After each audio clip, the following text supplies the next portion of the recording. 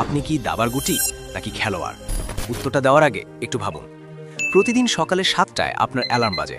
আপনি রোবটের মতো বিছানা থেকে ওঠেন, আধা ঘন্টা জ্যামে বসে থাকেন, লোকাল বাসে অন্যের ঘামের গন্ধ সহ্য করেন, তারপর অফিসে গিয়ে এমন সব কাজ করেন যা আপনার করতে ভালোই লাগে না। কেন? মাস শেষে ওই স্যালারি নামক হারটার জন্য। আপনি সকাল থেকে রাত পর্যন্ত গাধার মতো খাটছেন, আর মাস শেষে পকেটে সেই ফুটা পয়সা। আর ওদিকে আপনার অফিসের বস বা ওই পাড়ার ওই চৌধুরী সাহেব এসি রুমে বসে আঙুল নাড়িয়ে কোটি টাকা কামাচ্ছে। তারা কি আপনার চেয়ে 100 গুণ বেশি খাটে? অসম্ভব। দিনে 24 ঘন্টার বেশি সময় তো তাদেরও নেই। তাহলে পার্থক্যটা কোথায়? কেন? ভাগ্য? কপাল? ভুল, সব ভুল। আপনি আসলে একটা মস্ত বড় স্ক্যামের মধ্যে বাস করছেন, একটা অদৃশ্য জেলখানা।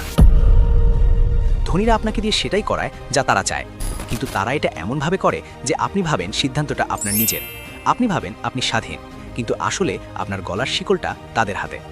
এটা হলো ডার্ক সাইকোলজি, ধনীদের গোপন অস্ত্র, যা স্কুল কলেজে আপনাকে শেখানো হয় না। কারণ তারা চায় না আপনি তাদের সিক্রেট জেনে যান। তারা চায় আপনি সারা জীবন কর্মচারী হয়েই থাকুন, মালিক যেন না হতে পারেন।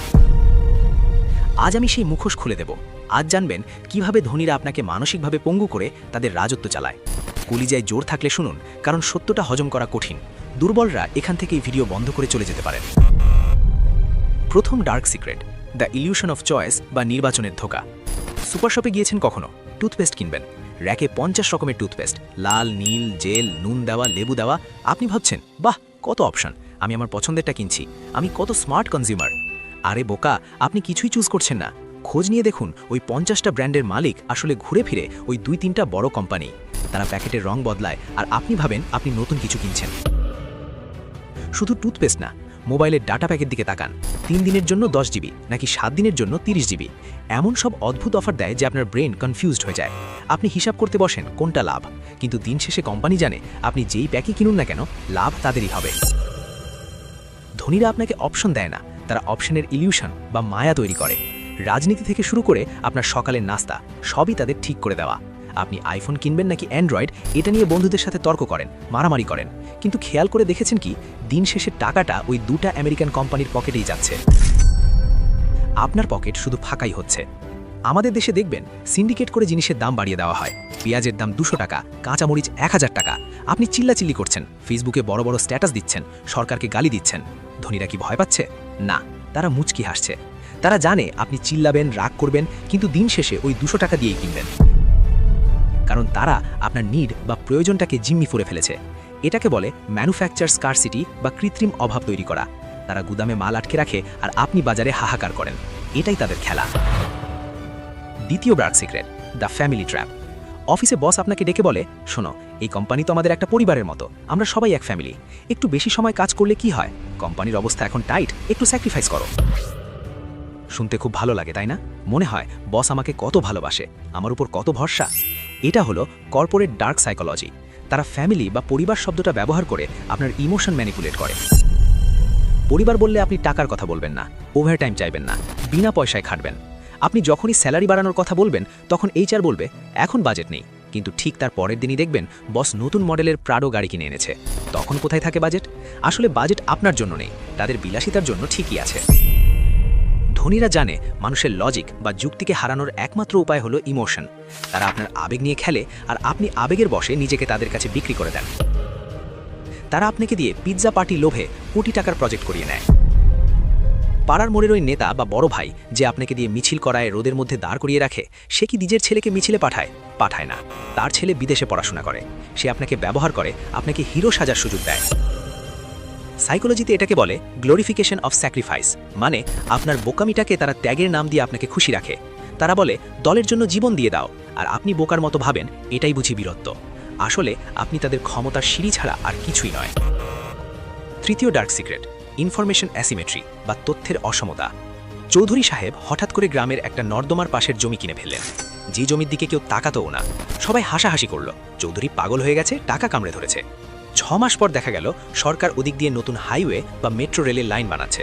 জমির দাম 100 গুণ বেড়ে গেল। চৌধুরী সাহেব রাতারাতি আরও ধনী হয়ে গেলেন। এটা কি ভাগ্য? না, এটা হলো ইনসাইডার ইনফরমেশন। ধনীরা এমন সব খবর জানে যা আপনি জানেন না। তারা পলিসি মেকারদের সাথে ডিনার করে, গলফ খেলে।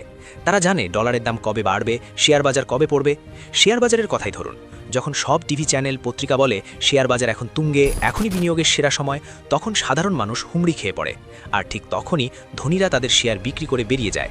এটাকে বলে পাম্প অ্যান্ড ডাম্প। তারা সাইলেন্স বা নীরবতাকে অস্ত্র হিসেবে ব্যবহার করে। তারা জানে কখন চুপ থাকতে হয় আর কখন গুজব ছড়াতে হয়। আপনি যখন চায়ের দোকানে বসে দেশের রাজনীতি নিয়ে চিল্লাপাল্লা করছেন বা ফেসবুকে কোন নায়িকা কার সাথে প্রেম করলো তা নিয়ে ব্যস্ত থাকেন, তখন ধনীরা চুপচাপ তাদের নেটওয়ার্ক ব্যবহার করে আসল খবরটা বের করে নিচ্ছে। তারা জানে নলেজ ইজ মানি। আর আপনাকে তারা ব্যস্ত রাখে ফালতু এন্টারটেনমেন্ট, ক্রিকেট খেলা আর ভাইরাল ভিডিও দিয়ে, যাতে আপনি আসল খবর থেকে দূরে থাকেন। আপনাকে তারা ডোপামিন দিয়ে নেশাগ্রস্ত করে রাখে, যাতে আপনি প্রশ্ন করার শক্তি হারিয়ে ফেলেন। চতুর্থ ডার্ক সিক্রেট, ভয়ের ব্যবসা। ইন্স্যুরেন্স কোম্পানি থেকে শুরু করে বিউটি ক্রিম, সবাই আপনাকে ভয় দেখায়। টিভি খুললেই দেখবেন বিজ্ঞাপনে বলছে আপনার কি ভবিষ্যৎ অনিশ্চিত, আপনি মারা গেলে আপনার পরিবারের কি হবে, অথবা আপনার গায়ের রং কি কালো, কালো হলে তো বিয়ে হবে না, চাকরি হবে না। খেয়াল করুন, তারা কিন্তু পণ্য বিক্রি করছে না, তারা বিক্রি করছে ভয়। তারা প্রথমে আপনার মনে একটা হীনমন্যতা বা ভয় তৈরি করে, আপনাকে বোঝায় যে আপনি যথেষ্ট ভালো নন। তারপর তারাই আবার সমাধান হিসেবে তাদের প্রোডাক্ট আপনার কাছে বিক্রি করে। ধনীরা জানে মানুষ লোভে পড়ে যা কেনে তার চেয়ে দ্বিগুণ কেনে ভয় পড়ে, তাই তারা সব সময় আপনাকে একটা আতঙ্কের মধ্যে রাখে। অর্থনৈতিক মন্দা আসছে, চাকরি থাকবে না, যুদ্ধ লাগবে, নতুন ভাইরাস আসছে, এই ভয়গুলো জিইয়ে রাখা হয় যাতে আপনি তাদের উপর নির্ভর করেন। আরেকটা বড় ফাঁদ হলো ইএমআই বা কিস্তি। ব্যাংক আপনাকে বলে, আরে টাকা নেই তো কি হয়েছে, ক্রেডিট কার্ড আছে না, আইফোন কেনেন, বাইক কেনেন, পরে শোধ দেবেন। এটা হলো আধুনিক যুগের দাস প্রথা।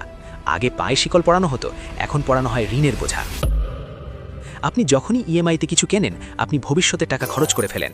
আর এই ঋণ শোধ করার ভয়ে আপনি বসের সব অন্যায় মেনে নেন, চাকরি ছাড়া সাহস পান না। ধনীরা চায় আপনি ঋণে ডুবে থাকুন, কারণ ঋণী মানুষ কখনো বিদ্রোহ করে না। এখন ভাবুন তো, আপনার জীবনের রিমোট কন্ট্রোলটা আসলে কার হাতে?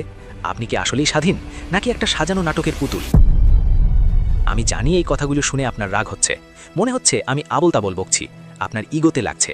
যদি তাই মনে হয়, তাহলে আপনি এখনও তাদের মায়াজালে আটকে আছেন, এখনও ঘুম ভাঙেনি আপনার, আপনি এখনও ম্যাট্রিক্সের ব্যাটারি হিসেবে বেঁচে আছেন। কিন্তু যদি আপনার মনে খটকা লাগে, যদি মনে হয় আরে আমার সাথে তো এটাই হচ্ছে, আমি তো সারা জীবন এটাই করে আসছি, তাহলে অভিনন্দন, আপনি ম্যাট্রিক্স থেকে বের হওয়ার প্রথম ধাপ পার করেছেন। আপনার চেতনার জাগরণ শুরু হয়েছে। এখন আপনার কাজ কি?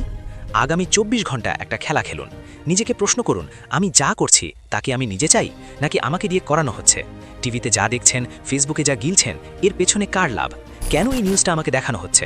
চোখ কান খোলা রাখুন, ধনীদের মতো চিন্তা করতে শিখুন, ইমোশন দিয়ে নয়, লজিক দিয়ে। সস্তা বিনোদনের সময় নষ্ট না করে সিস্টেমটা বোঝার চেষ্টা করুন। মনে রাখবেন, শিকারী যখন শিকারে বের হয়, সে কিন্তু ঢাক ঢুকলো পিটিয়ে যায় না, সে নিঃশব্দে আসে। বাঘ যখন হরিণ শিকার করে, সে গর্জন করে না, সে ঘাপটি মেরে বসে থাকে। ধনীরাও তাই, তারা আপনাকে শোষণ করছে নিঃশব্দে, হাসি মুখে, আর আপনি তাদেরই হাততালি দিচ্ছেন। আপনি কি সারা জীবন বলির পাঠাই হয়ে থাকবেন, নাকি সিস্টেমটাকে হ্যাক করবেন, নাকি নিজেই শিকারী হবেন? সিদ্ধান্ত আপনার। আমি আপনাকে সাবস্ক্রাইব করতে বলবো না, কারণ যারা ভেড়ার পালের মতো জীবন যাতাতে চায়, যারা শুধু বিনোদনের জন্য ভিডিও দেখে, তাদের জন্য এই চ্যানেল না। তারা গিয়ে ফানি ভিডিও দেখুক। কিন্তু যদি আপনার মগজের ভেতর আগুন জ্বলে থাকে, যদি আপনি এই ডার্ক গেমের গুটি নয় বরং প্লেয়ার হতে চান, তাহলেই আমাদের সাথে যোগ দিন, কারণ এখানে আমরা শিখি কিভাবে শিকল ভাঙতে হয়। বাকিটা আপনার ইচ্ছা। দেখা হবে পরের ভিডিওতে। ততক্ষণ পর্যন্ত চোখ খোলা রাখুন, কারণ কেউ না কেউ আপনাকে ওয়াচ করছে। আল্লাহ হাফেজ।